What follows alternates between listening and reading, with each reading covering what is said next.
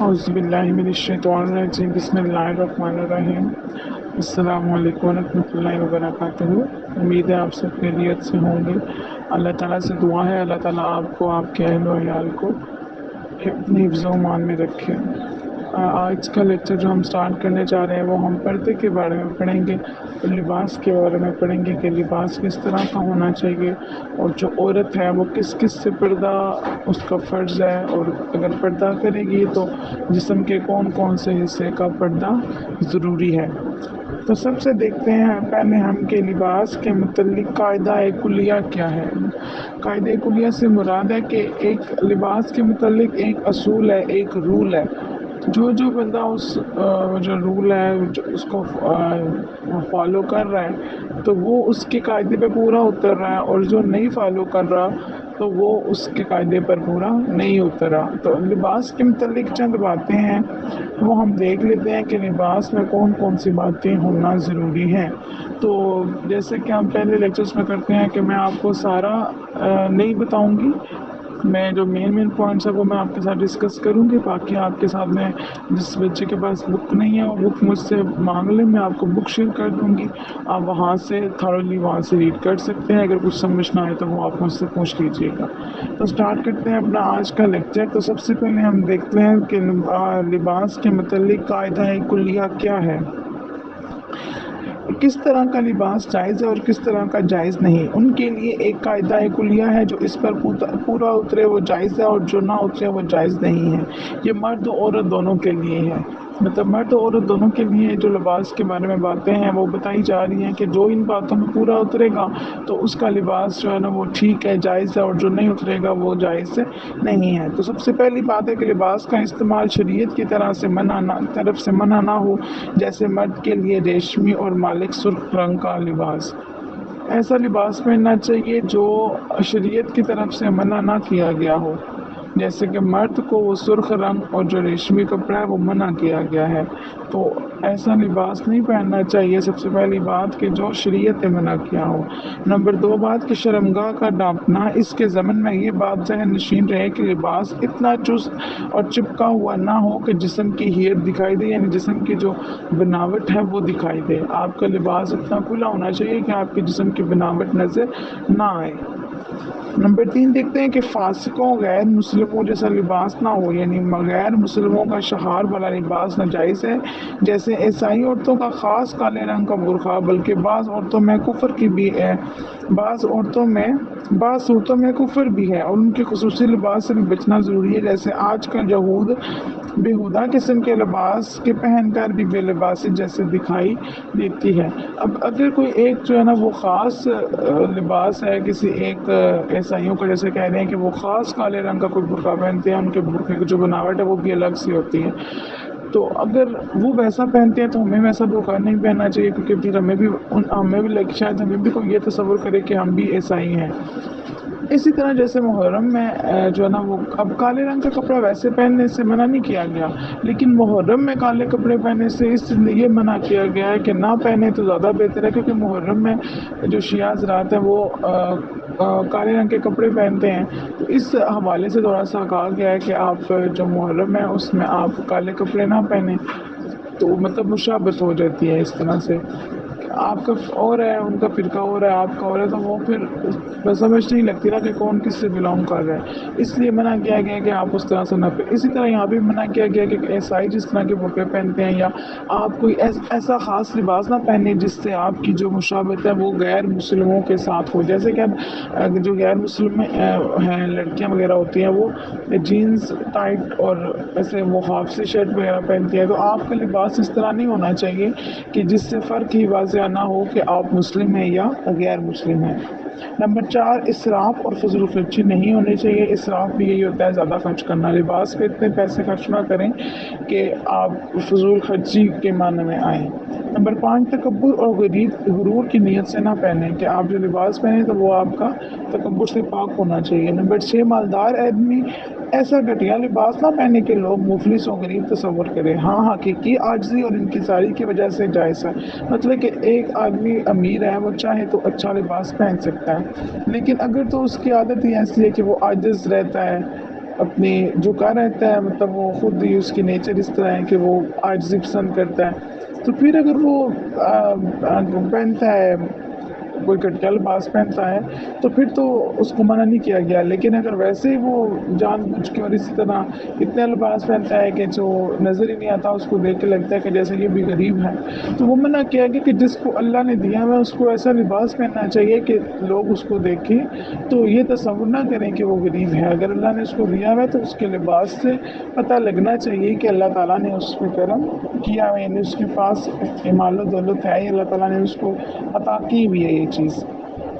Number 7، اپنی مالی طاقت سے زیادہ پیسہ لباس پر خرچ نہیں کرنا چاہیے۔ نمبر 8، مرد و عورت کے لباس کے رنگ اور طرز الگ الگ ہیں، ان کا لحاظ رکھا جائے۔ جیسے آج ان چیزوں کا لحاظ نہیں رکھا جا رہا نا، جیسے مرد اگر پینٹ شرٹ پہن رہے ہیں تو عورتیں بھی پینٹ شرٹ پہن رہی ہیں، تو ایسے لباس سے منع کیا گیا ہے، جو ایسا لباس جس سے عورتوں کی مردوں کے ساتھ مشابت ہو، مشابت مطلب مردوں کے ساتھ وہ ملتی جلتی لگے، اور جو مرد کو ایسا لباس پہننے سے منع کیا گیا جس سے اس کی مشابت عورتوں سے ہو۔ نمبر 9، صاف ستھرا ہونا چاہیے۔ نمبر 10، مردوں کے لیے سفید لباس اور عورتوں کے لیے رنگین لباس افضل ہے۔ نیکسٹ، اچھا لباس میں یہ چیز آپ نے دھیان رکھنی ہے کہ آپ نے ایسا لباس نہیں پہننا جس سے آپ کی مشابت مردوں کے ساتھ ہو۔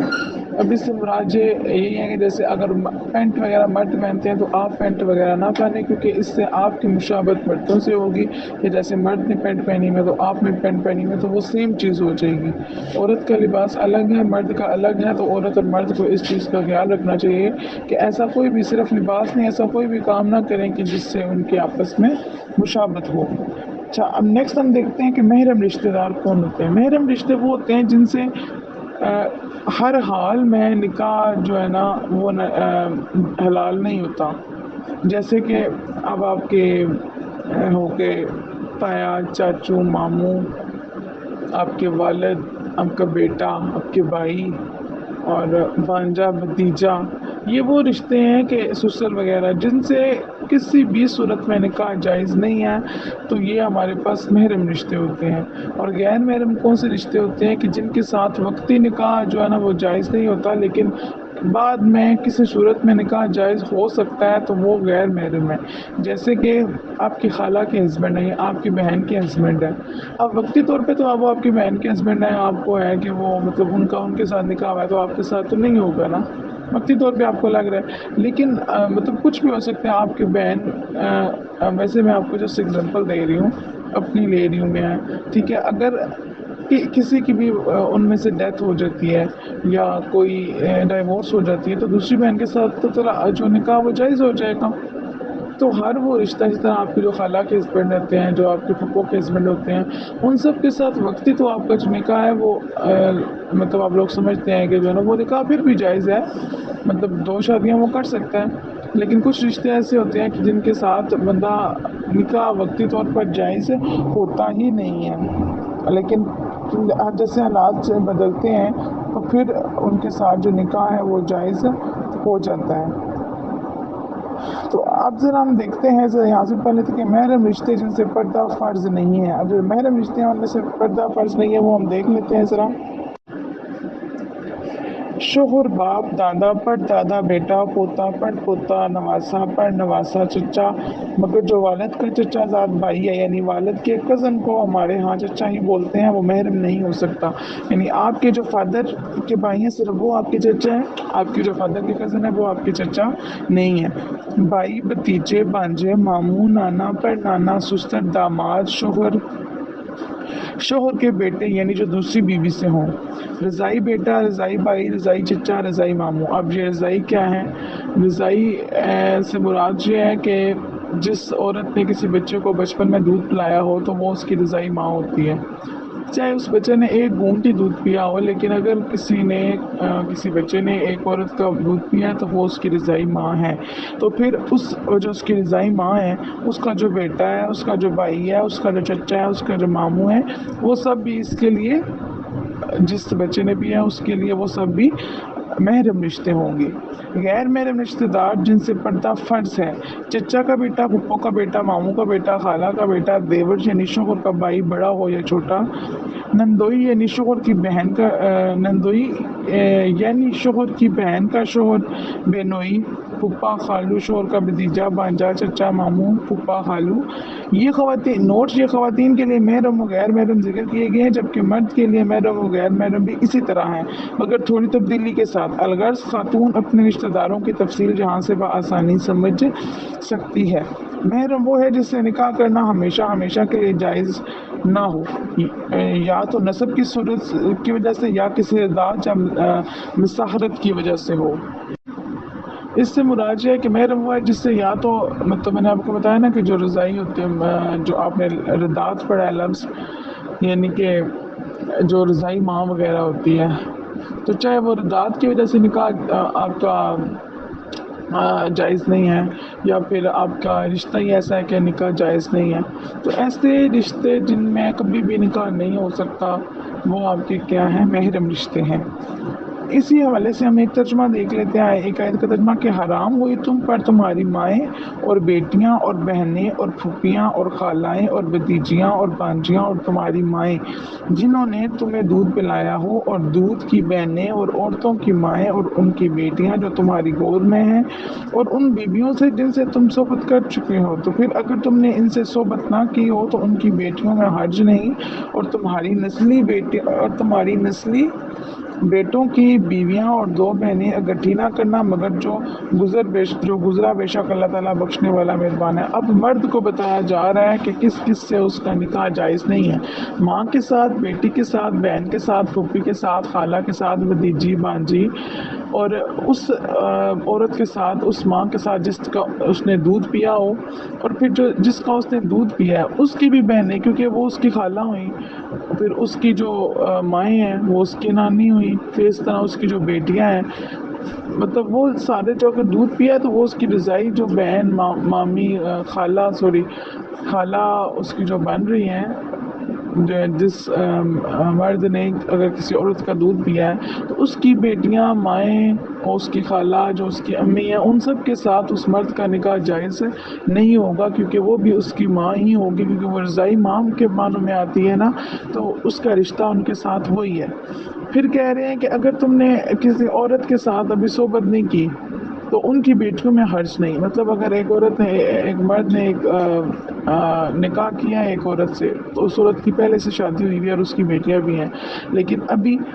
مرد نے اس عورت کے ساتھ نکاح کیا ہے لیکن جمع نہیں کیا، ٹھیک ہے، اگر جمع نہیں کیا، صحبت اسی کو بولا جاتا ہے، صحبت نہیں کی، تو پھر اس کی بیٹیاں اس کے لیے حلال ہیں، اس کے لیے حرج نہیں ہے۔ جی تو یہ آپ کو بتایا جا رہا ہے کہ اس میں حرج نہیں ہے، ٹھیک ہے، اگر صحبت نہیں کی ہوئی، اور تمہاری نسلی بیٹوں کی بیویاں، یعنی جو تمہاری بیٹوں کی بیویاں ہیں وہ بھی مرد کو بتایا جا رہا ہے نا کہ جو اس کی بیٹوں کی بیویاں ہیں وہ بھی اس پر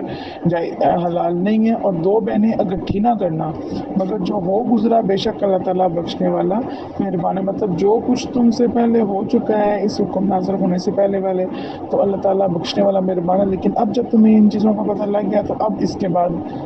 جو گناہ کرے گا تو اس کو اس کی سزا ملے گی۔ اسی طرح نبی کریم صلی اللہ علیہ وآلہ وسلم نے ارشاد فرمایا، اس سے نکاح کرنا میرے لیے جائز نہیں، کیونکہ جو رشتے نسب کی وجہ سے حرام ہوتے ہیں وہ دودھ کی وجہ سے بھی حرام ہو جاتے ہیں، یہ لڑکی تو میری رضائی بھتیجی ہے۔ اس سے مراد یہ ہے کہ جو اگر آپ کا ویسے بہن کے ساتھ نکاح جائز نہیں ہے تو جو آپ کی رضائی بہن ہوگی نا اس کے ساتھ بھی آپ کا نکاح جائز نہیں ہوگا، مطلب جو رشتے نسب یعنی ویسے رشتے کی وجہ سے آپ کے جائز نہیں ہوتے، وہ رشتے دودھ کی وجہ سے بھی حرام ہو جاتے ہیں، جیسے کہ اگر ایک لڑکے کی سگی بہن ہے اس کے ساتھ اس کا نکاح جائز نہیں ہے، اور اسی طرح اگر اس لڑکے نے کسی اور عورت کا بچپن میں چاہے اس سے کچھ ٹائم کے لیے دودھ پیا ہو، لیکن چونکہ اب وہ اس کی رضائی ماں ہے، اور رضائی ماں ہے تو جو اس کی بیٹیاں ہیں پھر وہ اس کی کیا ہوگی؟ رضائی بہنیں ہوگی، تو وہ بھی اس کے لیے کیا ہے؟ حرام ہے۔ اچھا اب دیکھتے ہیں ذرا پردہ کس عمر میں فرض ہوتا ہے، تو پردہ جو ہے وہ جب بھی لڑکی بالغ ہوتی ہے تب اس پر فرض ہوتا ہے، لیکن اسلامی جو بیٹیاں ہیں ان کو چاہیے کہ اپنے جو بچے ہیں وہ جب چھوٹے ہی ہوں تو ان کو دوپٹے وغیرہ کی عادت ڈالیں، تاکہ جب وہ بڑی ہوں تو ان کو پہلے سے ہی وہ ان کو اس چیز کی عادت ہو جائے. جیسا کہ نبی کریم صلی اللہ علیہ وسلم نے حکم دیا کہ 7 سال کی عمر میں بچے کو نماز سکھاؤ، 10 سال میں ڈانٹ ڈپٹ کر نماز پڑھاؤ اور ساتھ لے جاؤ. تفصیل نبی کریم صلی اللہ علیہ وسلم نے فرمایا، ترجمہ نبی کریم صلی اللہ علیہ وسلم نے فرمایا، اللہ تعالیٰ کسی خاتون کی نماز کو قبول نہیں کرتا حتیٰ کہ وہ اپنی زینت کو نہ چھپائے. کسی بچی پر پردہ لازم نہیں حتیٰ کہ وہ حیض والی ہو جائے. یعنی جب تک آپ کی جو ہے وہ نماز تبھی قبول ہوگی اگر آپ کی جو زینت، مطلب آپ اپنے آپ کو ڈھانپ کر نماز پڑھیں گے. اور دوسرا کہ کسی بچی پر لازم نہیں ہوتی نماز جب تک کہ وہ حیض والی، یعنی جب تک کہ وہ بالغ نہیں ہوتی. اسی طرح نبی کریم صلی اللہ علیہ وسلم نے ارشاد فرمایا، اپنی اولاد کو 7 سال کی عمر میں نماز پڑھنے کا حکم دو اور جب وہ 10 سال کے ہو جائیں تو انہیں مار کر نماز پڑھاؤ اور ان کے بستر الگ کر دو. اس سے مراد یہ ہے کہ جب بہن بھائی چھوٹے ہیں 10 سال سے تو وہ بے شک ایک بستر میں سوئیں، لیکن جب 10 سال سے بڑے ہو جائیں تو ان کے بستر الگ ہو جانے چاہیے، یعنی وہ ایک ہی جگہ نہ سوئیں، ایک ہی بیڈ پر نہ سوئیں، ایک ہی چارپائی پر نہ سوئیں. نیکسٹ دیکھتے ہیں کہ خاتون کس سے کتنا پردہ کرے.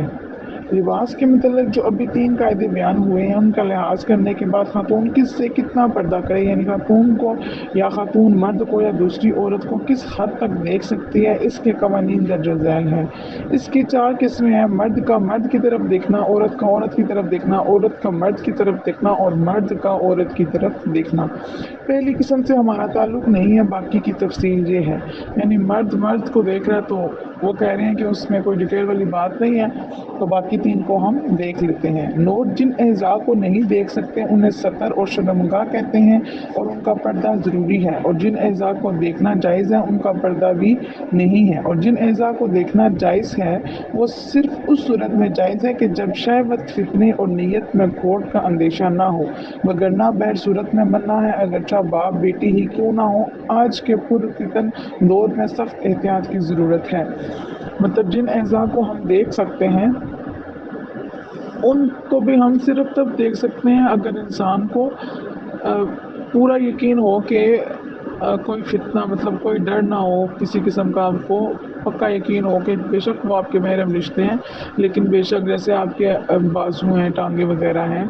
تو کوشش کرنی چاہیے کہ محرم رشتوں کے سامنے بھی آپ اپنے جسم کو ڈھانپ کر رکھیں. عورت کا عورت کی طرف دیکھنا: عورت دوسری عورت کے تمام اعضاء، سر کے بال، گردن، بازو، سینہ، پیٹ، کمر، پنڈلی اور پاؤں دیکھ سکتی ہے، مگر ناف سے لے کر گھٹنوں تک دیکھنا منع ہے. ناف سے لے کر گھٹنوں تک عورت کا دوسری عورت کو نہیں دیکھنا چاہیے. ہاں مجبوری کی حالت میں، جیسے کوئی چیک اپ وغیرہ کروانے جا رہے ہیں آپ، یا کوئی آپ کی مالش وغیرہ اس طرح سے ہو رہی ہے، یا آپ کو کوئی اس طرح سے تکلیف وغیرہ ہے تو آپ دکھا رہے ہیں تو وہ الگ بات ہے، لیکن عام صورت میں نہیں دیکھ سکتے. عورت کا مرد کی طرف دیکھنا: مرد چاہے محرم ہوں یا غیر محرم، ان کے تمام اعضاء، سر کے بال، گردن، بازو، سینہ، پیٹ، کمر، پنڈلی اور پاؤں کو عورت دیکھ سکتی ہے، مگر ناف سے لے کر گھٹنوں تک دیکھنا جائز و حرام ہے. مرد کا عورت کی طرف دیکھنا: اس کی 3 صورتیں ہیں. مرد کا اپنی بیوی کو دیکھنا: میاں بیوی جب تنہائی میں ہوں تو ان کے درمیان کسی بھی قسم کا پردہ نہیں ہے. بہتر یہ ہے کہ ہم بستری کے وقت چادر اوڑھ لی جائے. یہ بتایا جا رہا ہے کہ اگر تو وہ اکیلے ہیں تو پھر کسی قسم کا پردہ نہیں ہے، اور وہ بتایا جا رہا ہے کہ جمعہ کے وقت وہ چادر اوڑھ لیں. وہ تب کا بتایا گیا تھا، مطلب پہلے زمانے میں جب وہ دروازے وغیرہ یا اس طرح سے نہیں ہوتا تھا تو یہ بتایا گیا کہ آپ چادر اوڑھ لیں. تو ویسے بھی کہہ رہے ہیں کہ اگر آپ چادر اوڑھ لیں تو وہ بہتر ہوتا ہے. نمبر 2 دیکھتے ہیں کہ مرد کا اپنے محرم رشتہ دار عورتوں کو دیکھنا. مرد جو ہے اس کی جو محرم عورتیں ہیں ان کو دیکھنا. اپنے محرم رشتہ داروں کے ناف سے لے کر گھٹنوں سمیت پیٹ اور پیٹ کا پردہ لازم ہے. ان کے علاوہ اعضاء کو بلا شہوت اور بلا خوف و فتنہ کے وقت دیکھنا جائز ہے. مطلب جیسے آپ بہن بھائی وغیرہ ہیں تو مرد جو ہے وہ اپنے جو محرم عورتیں ہیں ان کو دیکھ سکتا ہے، مگر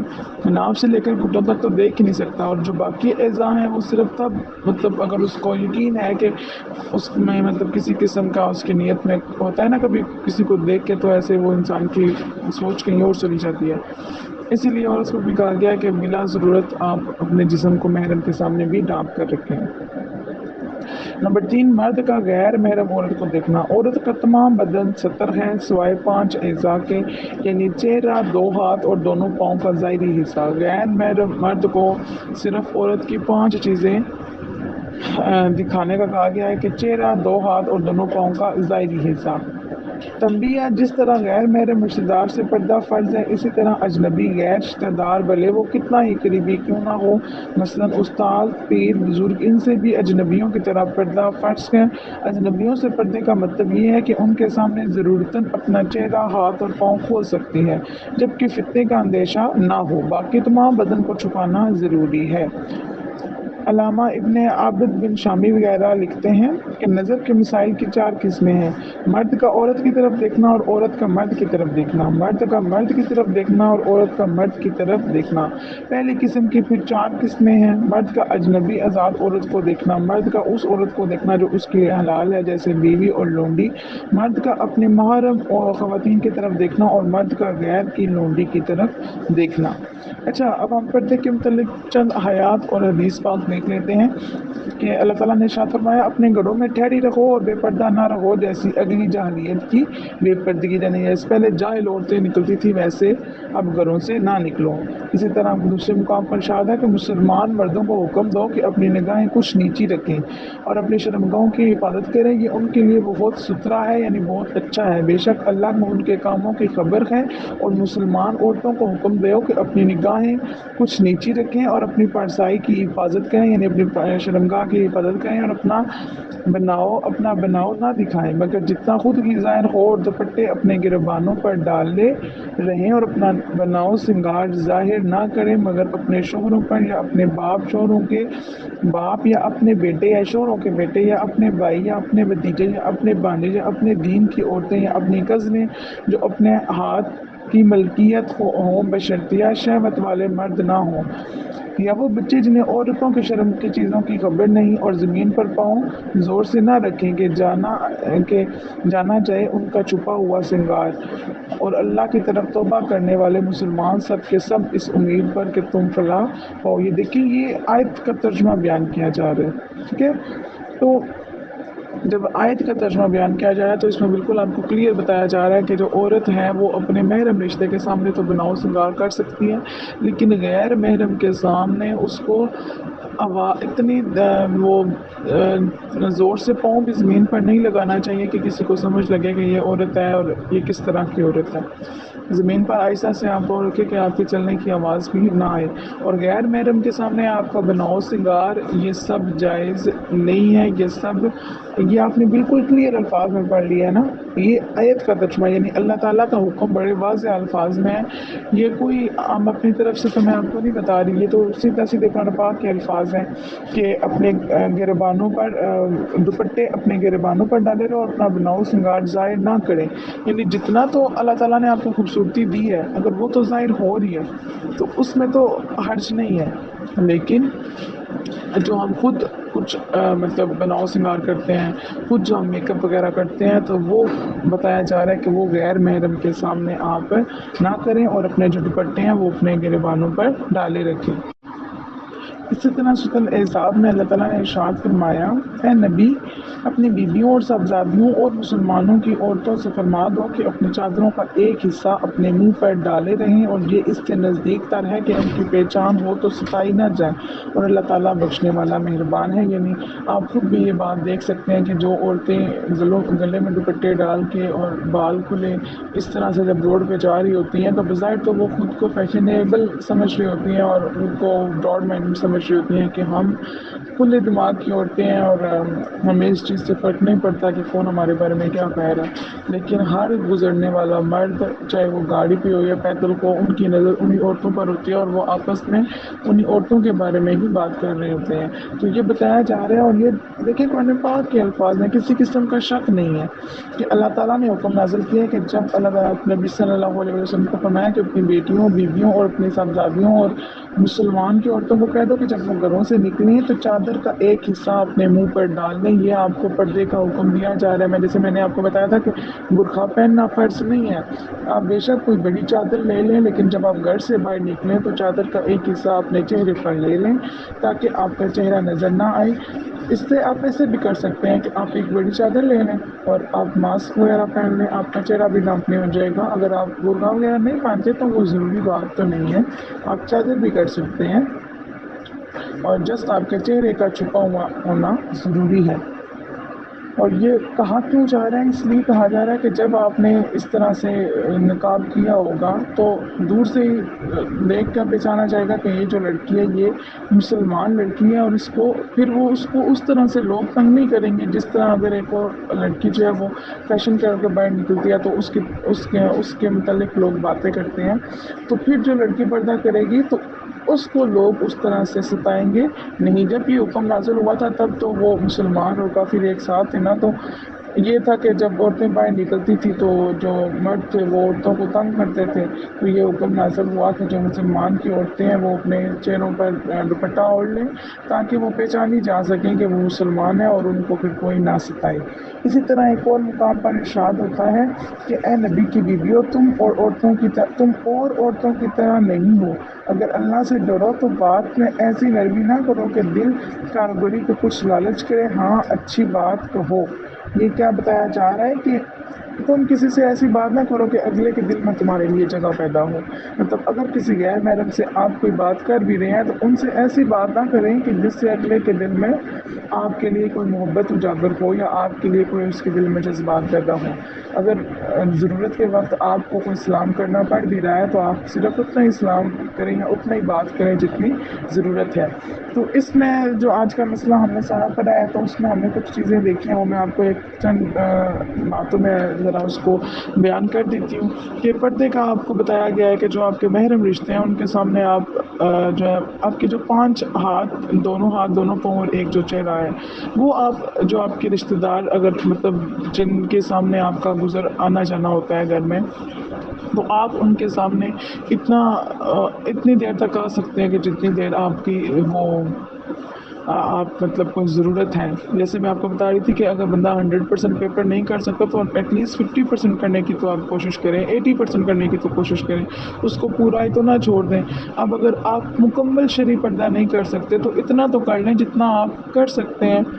باقی اللہ تعالیٰ بخشنے والا مہربان ہے۔ تو دیکھیے اتنا تو ہم کر سکتے ہیں نا کہ کم از کم جو ہمارے غیر محرم رشتے ہیں، یہ تو آپ کو پتہ لگ گیا کہ محرم کون ہے غیر محرم کون ہے۔ تو غیر محرم جو رشتے ہیں اگر آپ کے گھر میں آ رہے ہیں، آپ کے کزنز آ رہے ہیں، آپ کی بہن کے ہسبینڈ یا خالہ کے ہسبینڈ آ رہے ہیں، تو پہلے اگر آپ ان سے بہت گپ شپ فری لگا بھی رہے تھے تو اب آپ کیا کریں کہ آپ سلام کریں، حال اگر انہوں نے آپ کا پوچھا آپ ان کو پوچھ لیں، اور جتنا دور ہو سکتے ہیں اتنا دور رہیں، فضول بات نہ کریں، ہنسی مذاق ان کے ساتھ نہ کریں، اور جب ان کے سامنے جائیں تو اس طرح جائیں کہ آپ کا ایک بال بھی نظر نہ آئے، صرف جو چہرہ ہے اور ہاتھ اور پاؤں جو ضروری اعضاء ہیں وہ آپ کے نظر آ رہے ہیں، تو باقی آپ کے جسم کا کوئی حصہ نظر نہیں آنا چاہیے۔ اور اس کے علاوہ کہ جو ایسا لباس جائز نہیں ہے، ایسا لباس اسلام میں جائز نہیں ہے جس سے آپ کے جسم کی بناوٹ نظر آئے، جیسے جو تنگ لباس ہوتا ہے اور جو پینٹ وغیرہ جینز وغیرہ ہوتی ہے، اس میں سامنے انسان کی بناوٹ نظر آ رہی ہوتی ہے نا،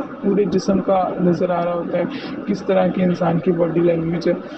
تو وہ چیز نظر نہ آئے۔ اب جو کچھ آج سے پہلے ہو گیا، جیسا آپ پہن رہے تھے وہ ہو گیا، ہم نے پڑھا کہ جو ہو گیا وہ اللہ تعالیٰ بخشنے والا مہربان ہے، آپ اللہ تعالیٰ سے سچی توبہ کریں گے تو اللہ تعالیٰ معاف فرمانے والا ہے۔ ہم بھی گناہ گار ہیں، آپ بھی گناہ گار ہیں، ہم سب سے گناہ ہوتے ہیں، لیکن جب ہم نے ایک چیز واضح پڑھ لی تو دیکھیں یہ دنیا تو ختم ہونے والی ہے نا، کس نے اس دنیا میں رہنا ہے؟ کسی نے بھی نہیں رہنا۔ اگر ہمارے بڑے اس دنیا سے چلے گئے تو ہم نے بھی ایک دن چلے جانا ہے،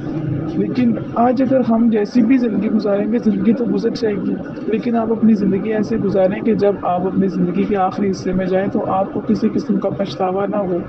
اور آپ کو یہ دکھ نہ ہو کہ میں نے اپنی زندگی میں اپنے اللہ کی بات نہیں مانی۔ اور اللہ تعالیٰ تو وہ ہے جس نے ہمیں اتنی نعمتیں دی ہیں کہ جس کا ہم اندازہ نہیں کر سکتے۔ یقین کریں میرے سامنے ایک بچی تھی تو اس نے مجھے کہا کہ ٹیچر ہم ایک وقت کا کھانا کھاتے ہیں، تو میرے پاؤں کے نیچے سے جیسے زمین نکل گئی کہ ایک وقت کا کھانا کھاتے ہیں، اور یہ سمجھیں کہ آج کل کی ہی بات ہے۔ ایک بچی مجھے ملی تو اس نے مجھے اس طرح سے کہا کہ ٹیچر ہم ایک وقت کا کھانا کھاتے ہیں، اور وہ 4 بہن بھائی ہیں اور ایک وقت کا کھانا کھاتے ہیں، تو مجھے جیسے زمین میں 20-25 منٹ تک کچھ اور بات ہی نہیں سوچ سکی، میری آنکھیں بالکل وہیں پہ ایک جگہ پہ ٹک رہ کے رہ گئی کہ ایک وقت کا کھانا کھاتے ہیں یہ بچے، اور ہمیں تو اللہ تعالیٰ نے اتنا کچھ دیا ہوا ہے، اتنا کچھ دیا ہوا ہے کہ جس کا ہم شکر ادا کر ہی نہیں سکتے۔ ایک ہم اپنے آنکھ کا ہی حساب اپنے جو ہمارے اللہ تعالیٰ نے جسم دیا ہوا ہے اس کا ہی ہم شکر ادا نہیں کر سکتے، تو کم از کم ہم اتنا تو کریں گے نا کہ جو اللہ تعالیٰ نے احکامات دیے ہیں ہم ان کو فالو کرنے کی کوشش کریں، ان پر عمل کرنے کی کوشش کریں۔ مشکل نہیں ہے، اسٹارٹ ہے تھوڑا سا مشکل آپ کو لگے گا، لیکن جب آپ ان کو اپنی زندگی پہ اپلائی کرنا شروع ہو جائیں گے تو آہستہ آہستہ خود ہی سب چیزیں آسان ہو جائیں گی۔ اور جب آپ یہ سوچ کے کریں گے نا کہ میں نے ہر وہ کام کرنا ہے جو اللہ تعالیٰ نے مجھے حکم دیا ہے، کیونکہ مجھے اللہ کی محبت چاہیے، دنیا والوں کی محبت تو ویسے ہی عارضی ہے، تو اللہ کی محبت چاہیے تاکہ مرنے کے بعد بھی کام آئے۔ جیسے ہم نے تفسیر میں پڑھا کہ اس دنیا کی حقیقت تو کچھ بھی نہیں ہے، اصل زندگی تو آخرت کی زندگی ہے، اور عقل مند وہ ہے جس نے اس دنیا کی نہیں بلکہ آخرت کی زندگی کی تیاری کی ہے۔ تو آپ بے وقوف نہ بنے، آپ جاہل نہ بنے، اگر آپ کو اللہ تعالیٰ نے چنا ہے کہ آپ آج یہ مسائل پڑھ رہے ہیں، اللہ تعالیٰ ہر انسان کو اس کی بھی تو اس پڑھنے کی بھی توفیق نہیں دیتا، تو اگر اللہ تعالیٰ نے آپ کو چنا ہے ان لوگوں میں سے کہ جو یہ مسائل پڑھ رہے ہیں، جو تفسیر پڑھ رہے ہیں، جو اللہ تعالیٰ کے احکامات کو جاننے کی کوشش کر رہے ہیں، تو آپ نے ان پر عمل کرنے کی بھی پوری کوشش کرنی ہے۔ باقی آپ کو اگر کہیں پہ عمل کرنے میں مشکل آئے تو آپ وہ مجھ سے ڈسکس کریں، میں اپنی طرف سے پوری کوشش کروں گی کہ جہاں میں آپ کی مدد کر سکتی ہوں تو وہاں میں آپ کی مدد ضرور کروں گی۔ باقی اللہ تعالیٰ سے دعا ہے کہ اللہ تعالیٰ ہمیں پڑھنے، پڑھانے، سمجھنے اور سمجھانے کی توفیق عطا فرمائے۔ اپنے دعاؤں میں یاد رکھیے گا، وما علینا الا البلاغ المبین۔